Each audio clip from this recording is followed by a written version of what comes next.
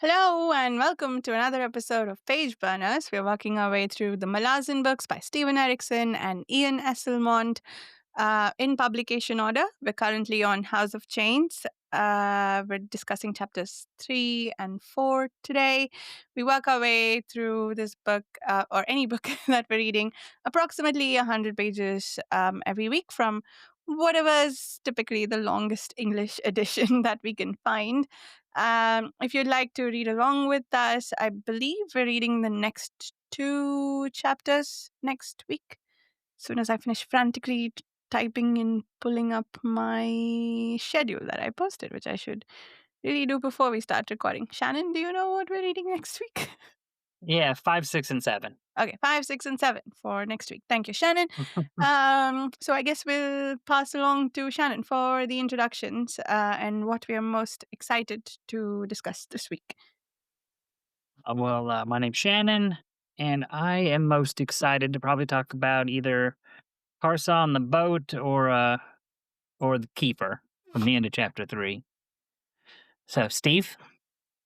Yeah, I'm Steve from Page Train, and sorry I wasn't here last week. I was ill, but I'm happy to be here this week. I love this book. I love the focus on Karsa and his journey. I think what I'm most excited to talk about this week is probably just Karsa's journey as a character from the beginning of the book when we meet him and now. Even of course, there's more book to go, but just even the journey he's taken in the last 4 chapters has been pretty dramatic. Yeah, I think I'm also kind of a Karsa fan. Not the person, but the character.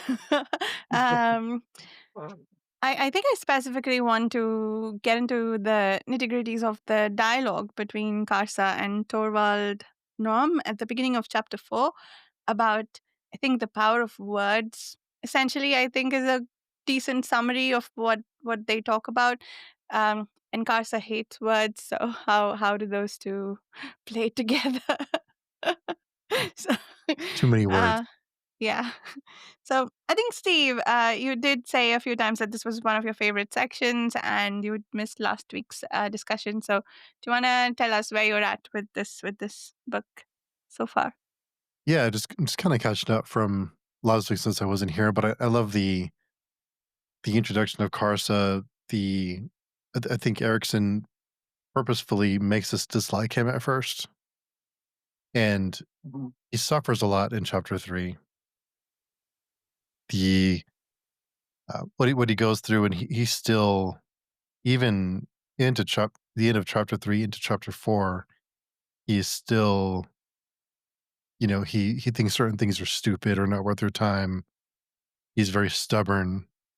And I think just the world expands, kind of his worldview expands a lot from where he starts to where he is now. And he starts to see other ways of thinking, and he's still very stubborn, but he does start to, his view starts to open, and he starts to open himself a little bit to other ways of thinking, which the dialogue, I think, the dialogue he has is really funny. I think the first couple of times I read these books, I missed the humor.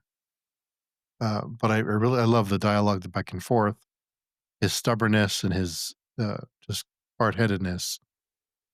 I just love the character and just how just how stubborn just how difficult he is, and how he looks down on certain things, and he does start to open up to other ways of thinking. Yeah, I like that. I think especially in these two chapters, we got a lot of a year ago. He wouldn't have thought for a few seconds before cutting this person's head off. Yeah. And that was a summary of what he would have done a year ago. Every single time it was chopped his head off, probably. But now I'll stop and think about it for a second and maybe decide that it's not strictly necessary. Um, yeah, so I do love that growth for his character, and definitely the dialogue between Torvald Norm and Karsa in particular was quite quite funny. I think even the brief instances that we got the Malazan soldiers to, those interactions were pretty funny. And I think I agree with you, Steve. I didn't quite notice the humor, or at least it didn't stand out to me that much my first time around. Um, Maybe because I'm like, there's the trying to make sense of it all mode versus like breezing along, knowing what's going to happen mode, in which, like, I guess you notice different things or pay attention to other things besides, okay, I need to like track some things closely so I know what's going on.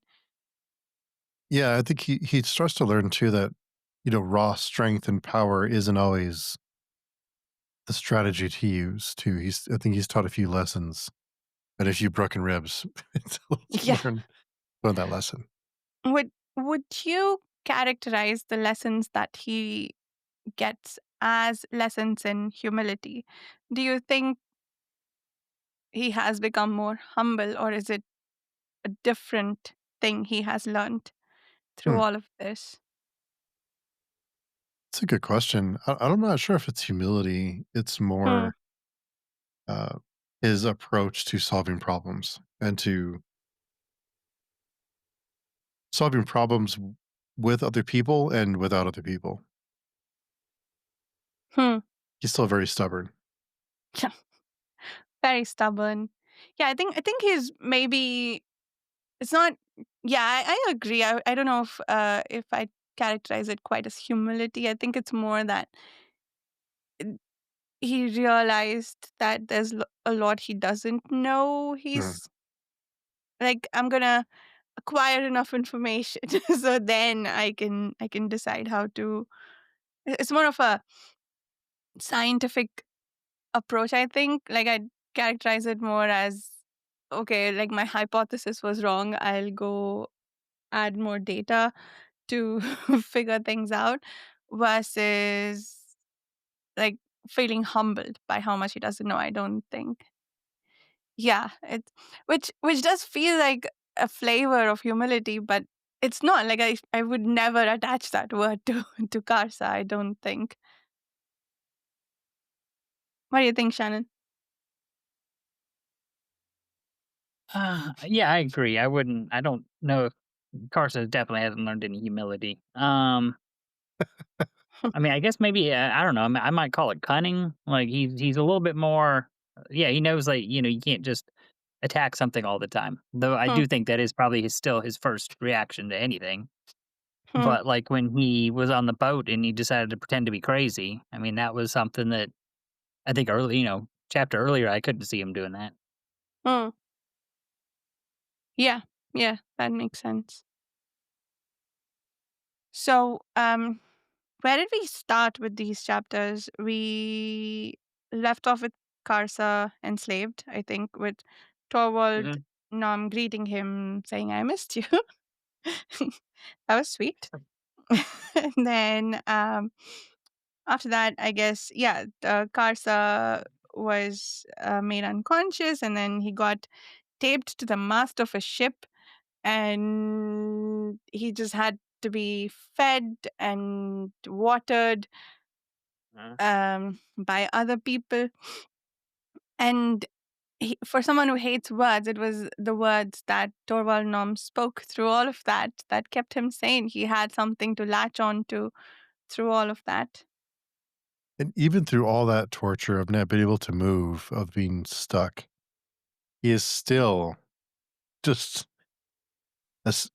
just does not give in. And No. yeah. Oh, which I think you have to love about him, right? Like, Mhm. it's, or at least admire, I think is a good word. Kind of like, is what's the main character in Berserk? I forget his name. Oh, guts. Guts. Kind of like Guts a little bit. I never liked him, but I never stopped admiring his never say die attitude. He just moves forward. Yeah, just keep moving forward. Find other ways around the situation.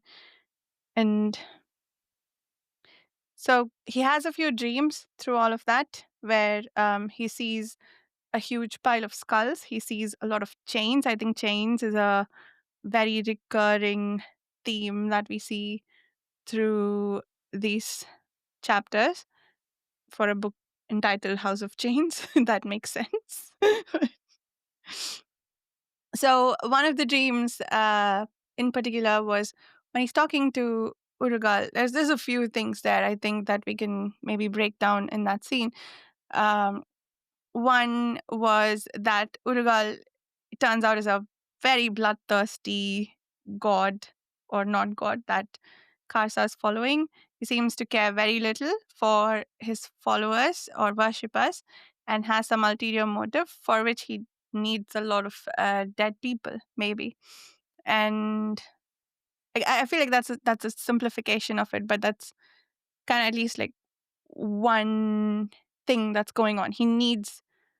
He's bloodthirsty for some reason. We don't know.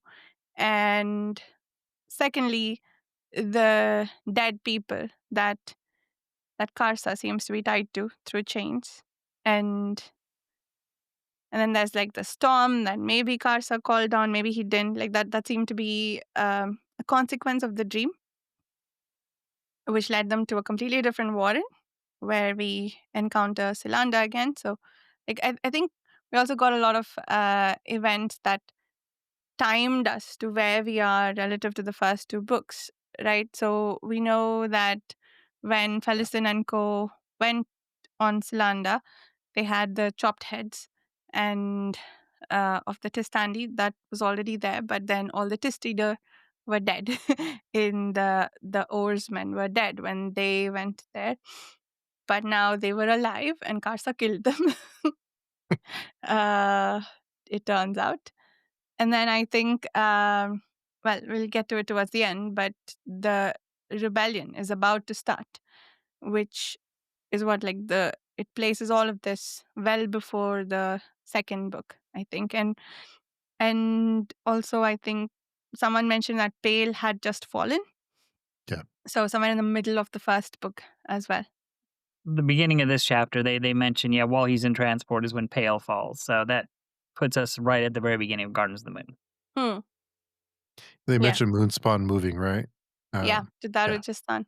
Yeah. Nom says, I wish I could look at it. I wish I was there watching it come into the city. I mean, that's interesting. Yeah. They also have a lot of, I guess, Nom also says a lot of things about the people of Darujistan when Karsa asks, is everybody like you? It's like, yeah, we all like to talk things to death. And that's what we'll probably do to the Malazans when they come, like bore them with all our talking. uh, so the dream, Salanda, and then I'm trying to find where I took my notes. Hold on, page 50. So, what else? The uh, what happens next? They end up on Salanda, and then I guess that happens eventually. When they go into this realm, I guess they float around for a few days. Mhm. And Karsa kills a catfish, a very large catfish. And And these ships we've seen before, right? I think Russia, I think you mentioned that. These are the same ships as, was it Deadhouse Gates? yes, Yeah. I don't know Okay. did we see multiple ships in their house gates? I know we saw one, the Silanda. Oh, Yeah. I Um, think that's the only one we saw. yeah. So So we learn it's part of maybe a fleet. Who knows? yeah, or they were two ships fighting with each other. So one of them, the Silanda, was in battle with the other one, I think. And they saw a lot of dead Tistida in the water because of Well, uh, that's where apparently a lot of the fighting took place.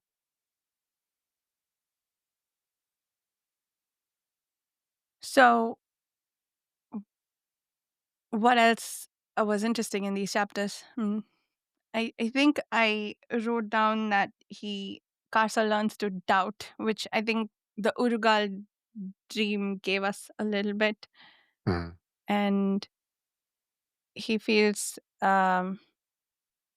yeah, and then as they're leaving the Salanda, the seven gods are watching him leave. So there's Tilanimas who show up when Felison and all are on that ship. Is it these seven people, or was that different? Was that a different group?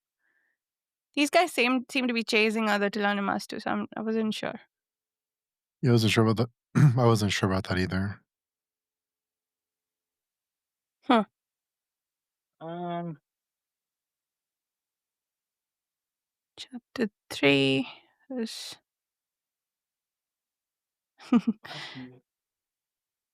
yeah.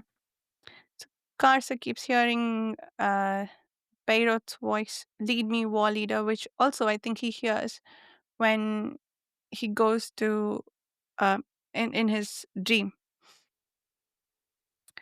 And did they um does someone mention a dream world at some point? I think the Tablor have a dream world, which oh yeah, I think they're discussing what that realm is, right? And Nom and Karsa, and it turns out Karsa says this can't be the Tablor dream world because that's full of fields and whatnot. And then Torvald points out that this has been flooded. And w- we know that the gods are Dilanimas. I think we know that. The seven of them. And we know that at the end of Memories of Ice, a dream world is now livable again. Do you think the two things are related?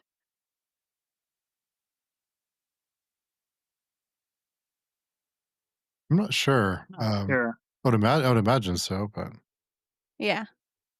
I don't know. I haven't gone that far, but Yeah. It's interesting. I things seem related, but then I'm like somehow unsure about whether that's true. there's a lot of details to remember. There's Yeah. a lot of events that you can tie in together, and you have to remember. You have to try to remember certain things, the amount of people and the certain people who were in certain places at certain times. So it is hard to keep track of all of it. Yeah. Yeah.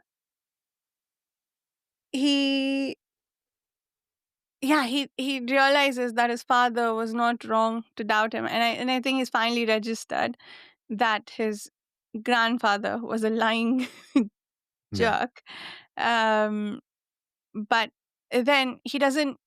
It was interesting that he didn't fully decide that his father's great. It's like you taunted me and doubted me instead of explaining, which was interesting. But the way Karso was before, do you think he would have listened to what Sinig said?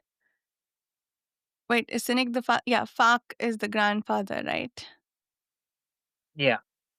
Yeah. It says, "Very well, father. I can see the gleam of satisfaction in your eyes now. But I tell you this, you delivered naught but wounds upon your son, and I have had enough of wounds."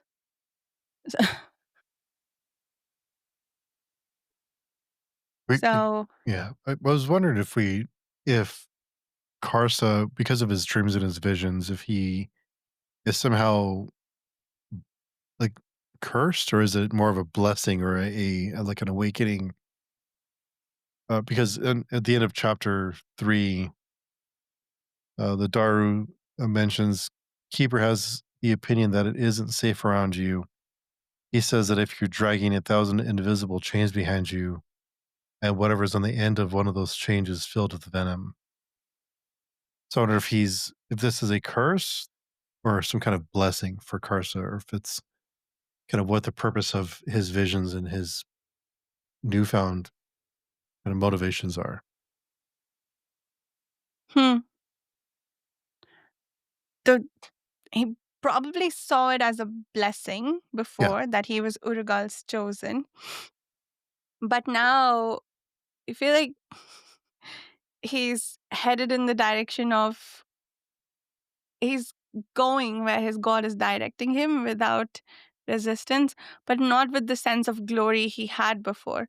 It's more it's a lot more laced with his hatred of being used for any purpose. And so which is interesting because he's also allowing himself to be used. But I think it's with the goal of, let's see where this goes, and then I'll get them. um, or yeah, I feel like he does have that thing, like he's still in control of the situation. He's not just giving up and going where his God is sending him. It's with purpose, but I think he has his own purpose, not just what the God has for him, if that makes sense. Yeah, I kind of wondered if it's. I know he sees it as in one way, but everyone around him sees him as because I would imagine if you're around him and he's a has a personality that he does. If you were around him and he has this kind of motivation, he's like a blunt weapon. He just point him in a direction he goes. So I'd imagine in his mind it's purpose, but everyone else around him is. I'd be nervous too. If it was, yeah, would I want him to be that motivated because the way that he resolves problems isn't exactly safe if you're the person sitting next to him all the time. Yeah. But you could be the person behind him and you'll be safely protected under that sword comes Behind him, yeah. swinging your way. All right. What else? Oh, I love it. Torvald Norm, the banter between him and the shipmates, I guess the Malazans, that he could be a claw. and, and if he's a claw, then he won't reveal his purpose to them. And maybe maybe the Otataral Mines is where he needs to end up. I thought that whole bit was quite funny. Yeah, I thought that was one of the more successful running gags in this book so far. Yeah. Um, So, Shannon, your topic was Karsa on the boat. Did we? I don't think we quite covered all of it. What else did you want to talk about there? I just thought it was. I mean, I thought it was really interesting. We find this boat that we saw the after effects of this a couple books ago. Um, and we still don't really know what's going on with it. It's why are all these headless guys here? Like, what's going on? So I just thought it was really just interesting. Didn't have too much beyond Yeah. that. Yeah. Yeah, I guess the Tistandi did was the second ship a Tistandi ship then, or was it humans? Was that clear? Think it's humans, but I'm not sure. Hmm. I Yeah. don't know if we knew because I thought this ship was Tist Edor, but all the headless guys were Tist Andy, right? Yep. And So alive. and moving. Yeah, Yeah. eyes were moving. Oh, that reminds me. There was this excellent discussion, and I think that sort of pits Karsa over a little bit more um, off the edge than where he was before. About do you prefer to wait? I have to find the words. I will totally butcher them. But there's something about being blind, like having your eyes covered over. Do you prefer to not be able to see by having your eyes covered over, or like go in with your eyes wide open, like even though that's basically torture in this case, I think. But let me oh, here we go. I think no, not that one.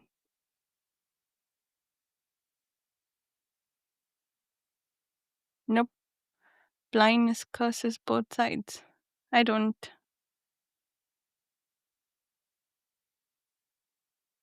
Yeah, I Was couldn't it in find it. chapter 3 or chapter 4? think chapter 3, before they get off that boat and get betrayed like 3 more times by Silga. What else happens in chapter 3? Or somewhere near the end of chapter 3, Carl, if you'd like to tell us what you enjoyed about that chapter. Or, yeah, I guess he's still figuring out his equipment, so we'll do that. We're professionals, people. We're professionals. Ah, okay, let's talk about Silgar and Co then, while I find the blindness quote. So they open a warrant to go the to come back to where I think somewhere close to where Fellison and Co landed, do you think? Or did they end up somewhere else? I think it has to be close, right? So I was wondering, so the Warrens, because in book 2, they talk about the Warrens being corrupted, or the Warrens, um, there being kind of a penalty to use Warrens. Is this before those events? So there were two kinds of corruption that I remember from the previous two books. The In the second book, it was that the Warrens, I think, were all busy with people trying to, like, all the ascendants that wanted to walk the path of Hunt, so the Warrens were painful. Or I don't know if the Warrens were corrupted for the same reason in both, and I just misread that. But in book 3, uh, Cruel's blood was being poisoned somehow. I think there was the cripple god's poison Right. being Yeah. leaked into the Warrens, and that made them hard to use. The Jagged Kid is like sort of holding the fort and preventing the poisoning. Although I forget now that I talk about it, the Warrens poison. I think the reasons were Yes. different in the two, but I forget why we started talking about it. Yeah, what were you asking about, Steve? But when they use a Warren in chapter 3, if it's before or after the corruption, if there'll be some kind Mm, of, if this is after the Warrens were corrupted with the by the crippled god, in book 3, mm, I think. Just more curiosity not sure. than anything. It's 'Cause I think it's before. 'Cause I think okay. if we're still before, Dead House Gates, then we're before. Okay. Yeah. Yeah. Memories of Ice and Deadhouse Gates were in parallel, so I guess maybe Deadhouse Gates, the Warrens were unusable for the poisoning reason too. Maybe. Although I guess it wasn't really mentioned. Okay. Um, Actually, I think it kinda was with the, Tri-Guild trade, because they were having a hard time getting through. hmm, So maybe that was a little bit of the thing of whatever was also going on over in Genebacus. yeah, I think so. Now, okay, what happened in chapter 4? We have. Oh, come on. I'm going page by page because that's a great way. Oh, Keeper. We never talked about Keeper from chapter 3. So, Yeah, I found him to be a terribly amusing character, and interesting, because it does seem like there's a mystery of who is he. mhm. Um, Mysterious, extremely muscled man.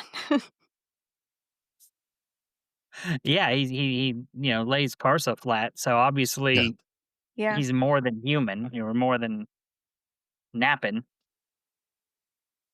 Yeah. There's no fear, or very little And fear.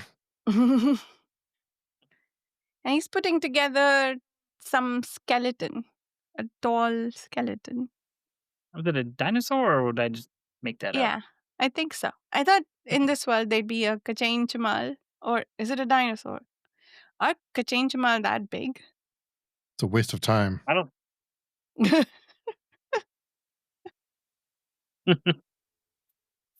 I don't think we've ever seen a chain that was bigger than, I don't know. How big are they?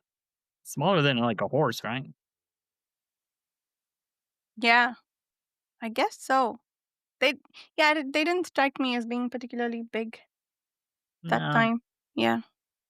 I mean, they were more or less described like velociraptors, so I just kinda think Jurassic Park and, like, that size. Yeah. Seemed really big dinosaurs. I think dragons. That is it a dragon skeleton that he might be putting together? Oh, I think about that. Mm. Now that could be. I wondered, I know we talked a little bit about Karsa and the captivity, the chains that he had. And of course, the chains as a whole kind of, it runs throughout the book. But I wondered if do either of you draw parallels without giving spoilers because you both read the series? Do either of you draw parallels between what Karsa experiences in chapter 3 versus the demon that we meet earlier in the book? Which demon? Oh, Focrulus. Mhm. Oh, with the chains? I can't say I thought of it like that. What kind of parallel? Maybe I didn't fully understand your question. Oh, Did I you? just didn't know if there's anything that there's connections there or kind of what Karsta experiences in some ways related or if the idea of being chained and restricted for long periods of time, if there's some kind of parallel between the two characters. I don't know Mhm. of anything, but I didn't know if I missed something there. Hmm. I I I don't can't. Sorry. Go ahead, Shannon. no, I mean, I got nothing, except for just you know, he ran across her and freed her, and so, like, he's involved. So I think I think maybe that's significant. Um, yeah, one of the first things he runs across when after he leaves his village is this trapped, Yeah. uh, for what do they call her? A fork rail or something? Forcasell, I think they call her. Forkasale? And, uh, and he frees her, or well, does he? No, he doesn't free her, the other 2 do, right?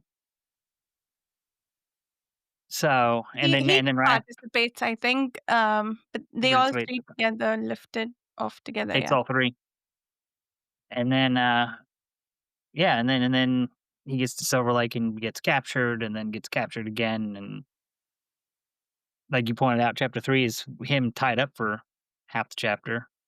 Yeah. And Um, he does think to himself about the fact that the demon had scratched a hole in that stone the size mhm, of her body. So I don't know. I wondered if he drew some strength from it and Hmm. from knowing that there are much, much worse yeah, uh, situations that he could be captured in. I guess I was wondering. I guess I wonder if that act of goodwill, if that somehow benefited him later. Um, but Mm. I was just curious about that. If there's any no, connection there between what he experiences or not. I think the only connection I can kinda see is just the theme of being chained, of being captured, Yeah. because that does seem to play into him a lot. Yeah. But I hadn't made that connection. Good catch, Steve.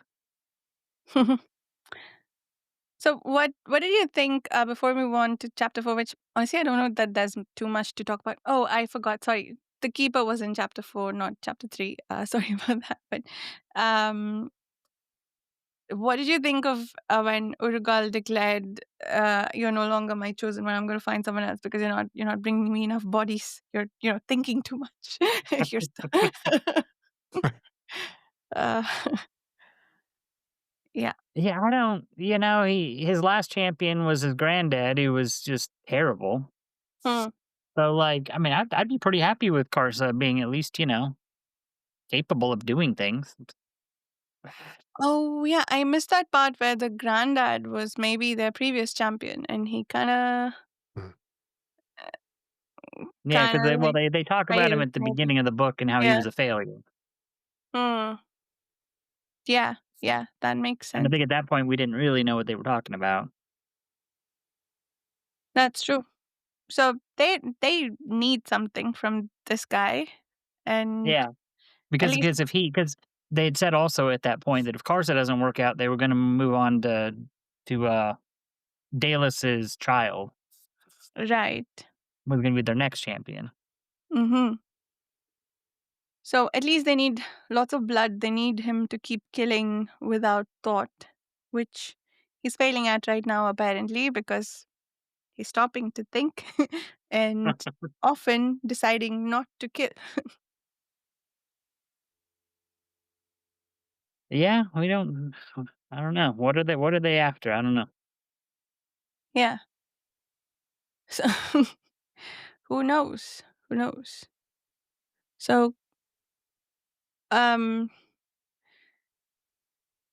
so Silgar and Co, who they keep, I think, how many times does Karsa get captured overall in in in this section? First by the, I guess, first by the slave keepers, then by the Hmm. Malazans, Hmm. then by Silgar again. Hmm. Yeah, I think that's 3 times. Is that it? That that feels like less than it Yeah. was. Just because he spent so long tied up that second time. Yeah, yeah. The second time was really long, but yeah. So Torvald saves him because he knows some people who are working with the Graal, and they get captured together, and then Karsa gets captured by himself, right? And he thinks for a while that Torvald is dead, but Hmm. fortunately he's not. He found some relatives who don't Well, dislike him. Torvald tried to. Torvald summoned the Grawl Mm-hmm. because he realized, hey, these guys are acting like they're clearly scared of somebody around us. I mean, Yes. we found out like I think we learned that Torvald's a lot even smarter than maybe we even thought he was.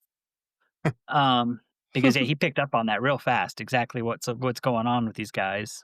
Yeah. And then he tricked them and revealed their location, and the Grawl warriors came in and pretty much wiped out all of whoever, I forget who they were, that Silgar had teamed up with. Yeah. So he did a clever thing and then helped Karsa. This was also the chapter in which I think they get into that dialogue about empire and the rebellion, that this is says, well, first there's a quote about Darujistan: walk down any street in any district, and everyone you speak to will have a different opinion no matter what the subject, even the possibility of being conquered by the Malazans. So, yeah, he goes on to compare what Darujistan will do to the Malazans to what the shark did to Borug. Is that his name? One of the slave drivers. Hmm. Yeah. Hmm. Hmm.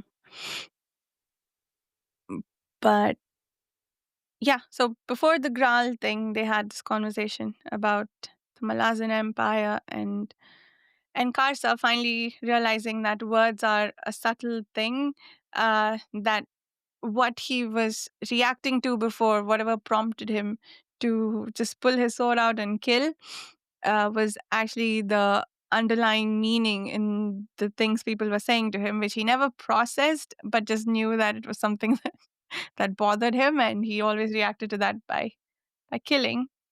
But now he's stopping to think, which Urugal is not particularly pleased about. What else from these chapters? I think we're kind of done. Do you guys Yeah, I have think quotes? just chapter 4 was kind of when Karsa's his ideals start to change from I think he starts to realize his ignorance and he starts to you see his development in chapter 4 I think a little bit. Yeah. I think a lot of it starts happening in chapter 3, but chapter 4 is Mhm. sort of like the grand conclusion of it all. Yeah. Um, and he finds, oh, I guess the big thing that happens in chapter 4 um, is he's revealed to be the Tobla guy that we met in book 2. which Hmm. was very interesting. Like, it blew my mind the first time I read this book. Ditto. Yeah. It's like this completely unrelated character, some tall guy. Some And it tall guy. turns out, yeah, because you would never make that connection between him and the guy who just Yeah. did what Leoman told him to in book Yep. two. Until Liaman shows up here, and then and that's when you start to realize, oh, this got to be that guy. Yeah, the fan. And even then, I was like, maybe a similarly tall guy. It, but we had the clues all along. He was collecting trophies. Toblakai famously was wearing a belt of ears or something. Um, and these Mm. tableau, they've been collecting trophies from the beginning. Everyone they kill, they collect a part of the body from. I guess Karsa did ears. Nice. Yeah. What So are both of your thoughts on how kind of Erikson plays with with the barbarian trope with Karsa in this book, or up to this point anyway? I don't think I know enough to say. I haven't. The only other barbarian trope thing I've read is Pratchett's take with Cohen the Barbarian, who is who is a parody of Conan the Barbarian. I think. Mm. It, yeah. I think it's really interesting because I think typically, um, I mean, Conan's kind of the archetype, Yeah. and you have this noble barbarian uh, that kind of rolls out of that, and I think back in Memories of Ice with what were they called? The barbarians that were in that book. Memories of Ice. The Mot Irregulars. No. No, Bargast. the Barghast. I think the Barghast. Barghast kind of were like more like Conan, like they were portrayed better in a better light. Like these guys are, but the Teblor and Karsa, we see the darker side of it. You know how they're infighting, they're brutal, you know, and yeah, I think that's what Steve was trying to do with it, was show the darker side of this kind of, it's not just glamorized. Yeah, I think it also kind of explores the idea that their worldview is very narrow, and once they venture out Mm, and they have to they have to resolve problems without swinging a sword. They're out of their depth and they are comfortable for them because it's everything is kill the other thing that's bothering you, yeah. and they have to. Arsa has to evolve quite a bit to Mhm. survive. Yeah, and it's not just that too. I mean, their knowledge is limited. They Right. don't know. Like Carson before he came down, just the lowlanders down there, the children. He Yeah. didn't actually know anything about them.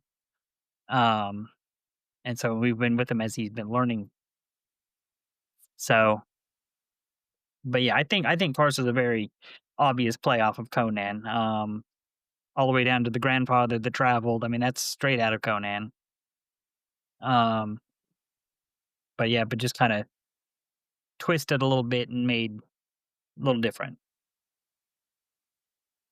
Yeah, I think I think he sees the lowlanders as almost inhuman. He doesn't really see them as people, but once he's put in a position where he has to depend on other people to survive, he's almost forced to see different perspectives. So I think it's really interesting that we meet Carson, he's one thing, and he's evolving. It's slow, but Mhm. it's really fun to see that trope being played with. Well, I would argue at the beginning of this, he didn't even see his own people as people, or at least It's certainly true. women. Yeah, I mean, he just assumed Dallas would be his. He just, that first village he came across, he killed the men and then just took the women. it's true. Yeah, it makes you. I've read this book, so I won't give any spoilers. But it is interesting to see his journey from throughout the book. Yeah. Definitely. And Yep. he meets out appropriate punishment, I think, in certain cases. Well, like Silgar, he chops his hands and legs off. Um, but Yes. it was also interesting, I guess, briefly, the warren that they came through. It was interesting that the opening was at the bottom, so the oar got cut off, as did the guy Borug's legs.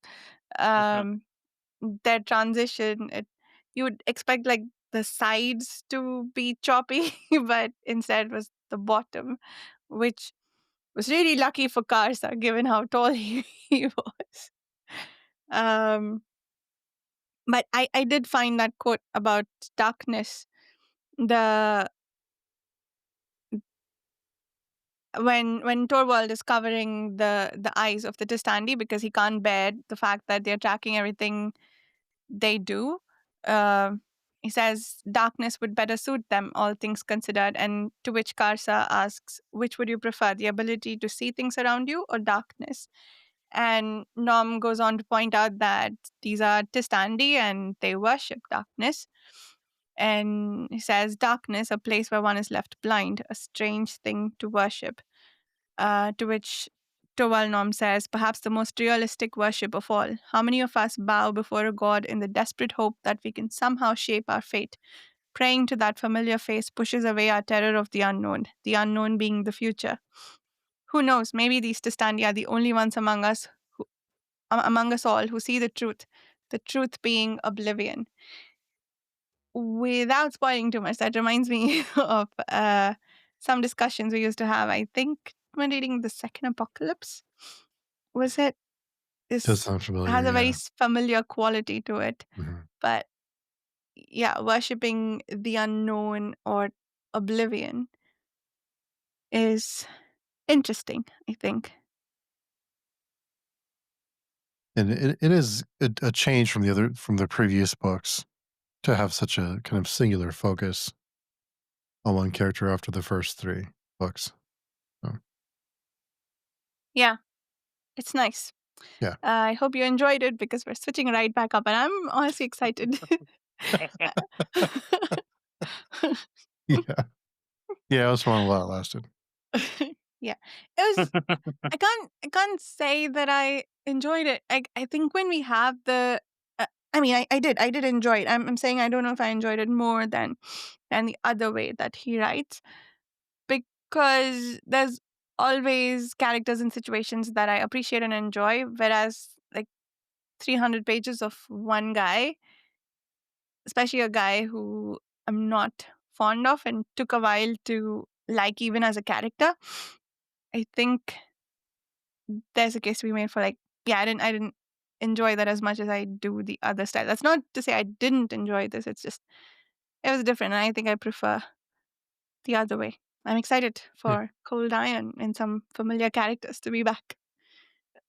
Yeah, I was gonna say we start book 2, Cold Iron, which it's one of those if you know, you know. Yes, if you know, you know. That those 2 words get me so excited. Yes, exactly. So much nostalgia, just those two. Yeah, I hope that quote is next chapter. I have no idea where that actually Yeah, where interesting. it's in this book somewhere. Hmm. But yeah, look forward to Yeah. it. Also excited for us to meet Strings. Um, that's all. Cool. So we'll see everybody back with chapters 5, 6, and 7 next week. Uh, any quotes or final thoughts before we wrap up? I just want to mention that we do have threads in the forum for each section. So if you are wanting to mention quotes or thoughts on any section that we read, feel free to drop by and post on the threads. Yep. Thank you so much for listening, and we'll see you soon. Bye.